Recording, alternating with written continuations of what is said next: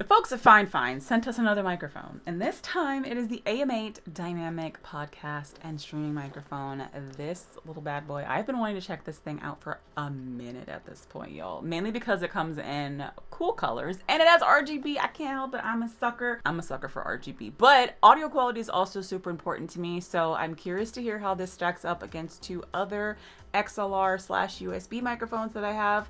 The Rode PodMic and the Movo UM6. So we'll see what it sounds.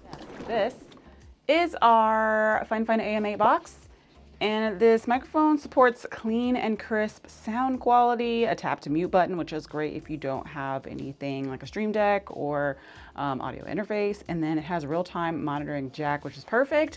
Again, for those of you who don't have audio monitoring or anything like that. So let's open this bad boy up. All right, so I did opt to get this one in the white color, which it comes in white, black, and pink. I know y'all are probably like, Kim, you didn't get pink. Listen, I wanted something a little bit more neutral.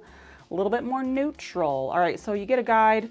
You know, most of these microphones, you get a good little guide that comes with it, which is, you know, great if you don't know how to plug stuff in, or this is like your first microphone and all that. It also goes over some of the ports, which are super important, especially if this is your first like dedicated microphone, especially XLR and USB. It also shows you how to go through the different RGB modes. So, you know, super important for that. Teaches you about gain. If you don't, there's a difference between sound level and gain.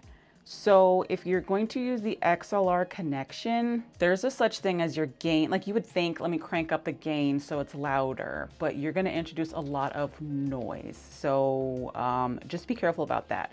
Also, really great with these instructions that a lot of things don't cover is the correct way to place a microphone. If you wanna learn more about microphones, I highly suggest that you check out Tom Buck. He is like the microphone wizard. And different microphones have different pickup patterns, which means the placement of how you place the microphone by your mouth makes a big difference. Some of them you speak into the top.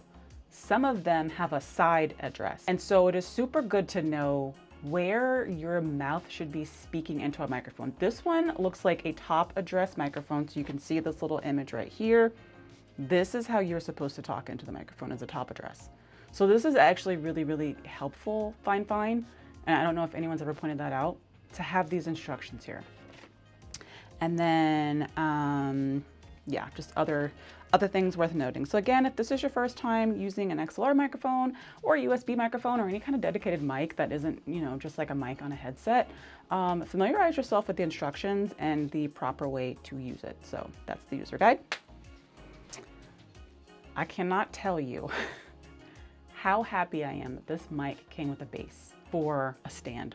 A lot of people use boom arms, and I also use a boom arm. I use a low profile boom arm from Elgato. I say all that to say, sometimes you don't want the boom arm. Sometimes you just want a stand, because the boom arm can get in the way of a lot of things if you have a maximalist desk, which I'm slowly getting towards. So I love the fact that it comes with a stand to be able to screw the microphone into.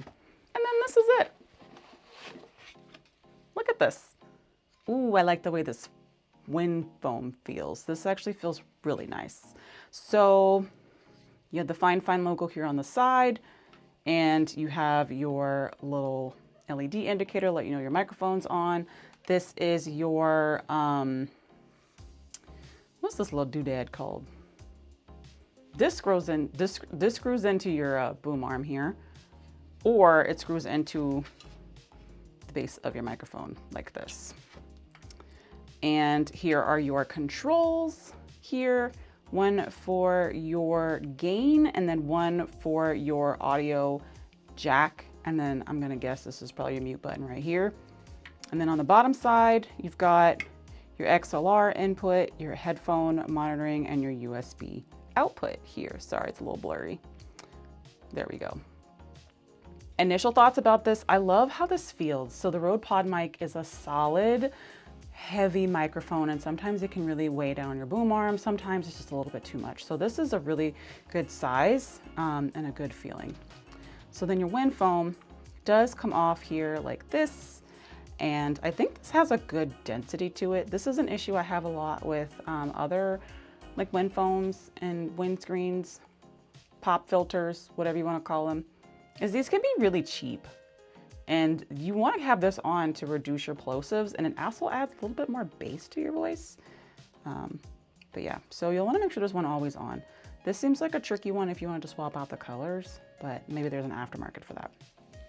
And then the only other thing you get in the box is a USB to USB-C cable.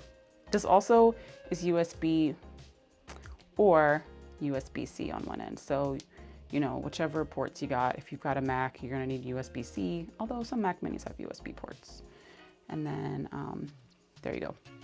Note that this does not come with an XLR cable, which fine. I'm not sure why you all opted not to include an XLR cable. I did notice that the box did not state that it came with an XLR cable, but sometimes, you know, folks don't read. So just kind of explicitly saying it doesn't come with an XLR cable might be nice, but luckily I've got plenty. So, all right, here we go. Are you ready to try this on? Check out the sound, check out the lights. Let's do this thing. Okay, so now you should be hearing all of the audio coming from this Fifine AM8 microphone. I do have it running through Elgato Wave XLR. This is how everything sounds without the noise removal on. I am about this length away. I believe this is about the length away that you're supposed to be from your microphone. I would never hold it up here. This is a little bit too close, but this is where I am right now. And y'all let me know how this sounds. Of course, I'll hear it in the playback. I can't hear it right now. I'm not doing any monitoring. This is just straight going. So now we're gonna turn back on noise removal.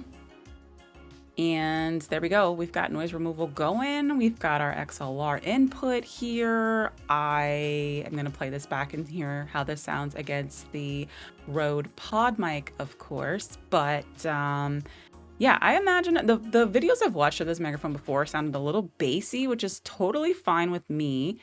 So editing Kim might come in here and tweak some of the audio a little bit, because a lot of times with these microphones, you will need an audio interface if you use the XLR input. And so I use Elgato Wavelink because you have the ability to add plugins to do noise removal and add EQ to your voice.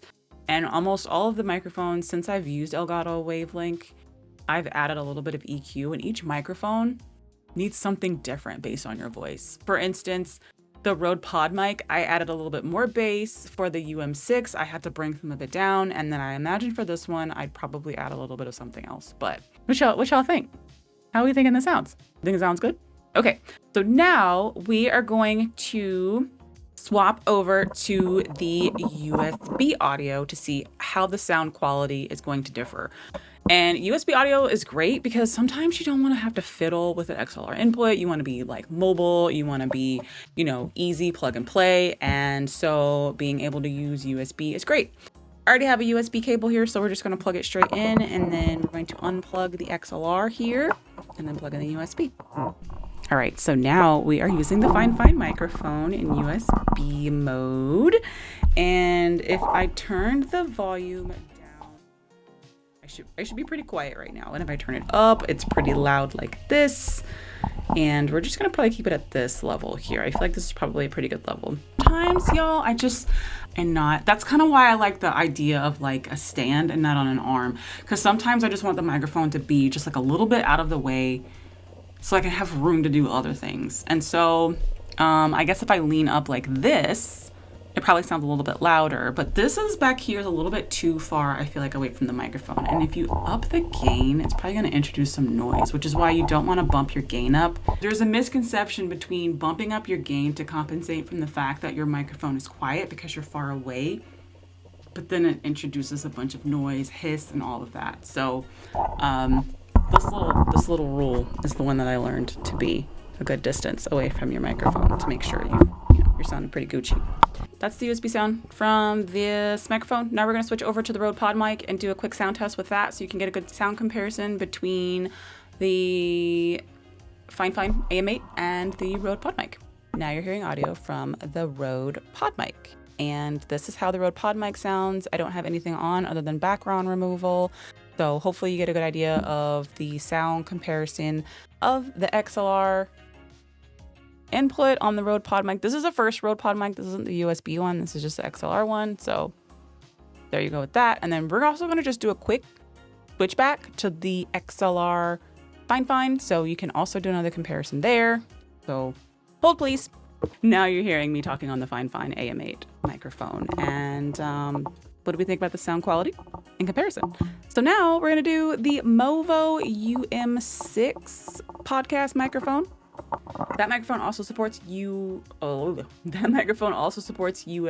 and XLR inputs. So let's get that going. Now you're hearing the Movo UM6 dynamic podcast microphone. This is one of Movo's XLR mics that they did. I have a whole review about this microphone on my channel. You can go check it out if you want to learn more about it. Pros and its cons, qualms.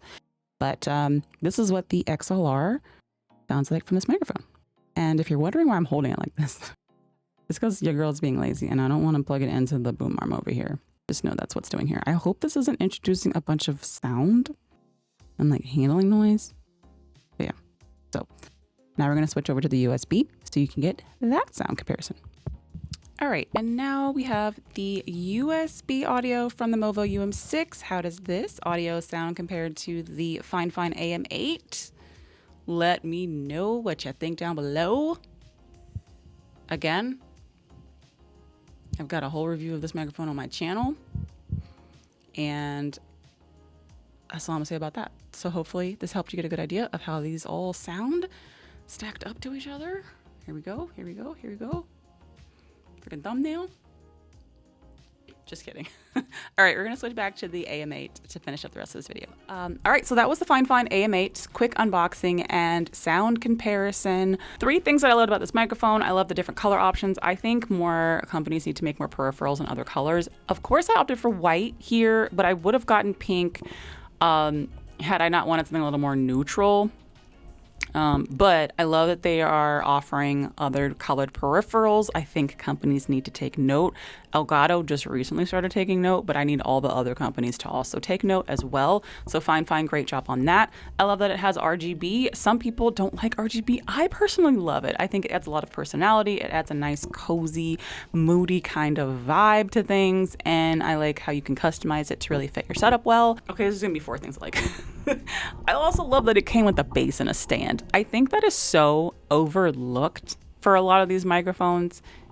There's just this assumption that everyone's going to use a boom arm, and sometimes we want more than just a boom arm. So I appreciate that it came with a stand, so it can be a standalone microphone that you can put up and put down somewhere. And then the other thing I think that works well for this is the price point. You can't beat a $50 or less microphone that sounds decent and doesn't crackle. Like, you honestly can't beat it. So kudos to Fifine for that. 3 things I think that need improvement include an XLR cable. It's just, if you're gonna support it, like it's like buying a toy that requires batteries that doesn't come with batteries. I don't understand.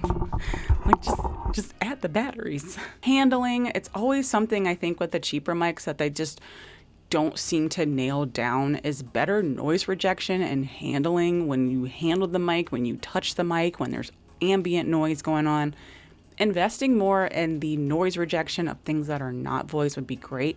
Honestly, I don't know how that works. I don't make microphones, but I think Fifine could really come for folks if they added more R&D into better noise rejection, noise suppression, and being able to really isolate voices and reducing a lot of the noise that you hear when you touch the mic or do things, because that is just, that's like, yeah, you already know it's annoying. So there's that.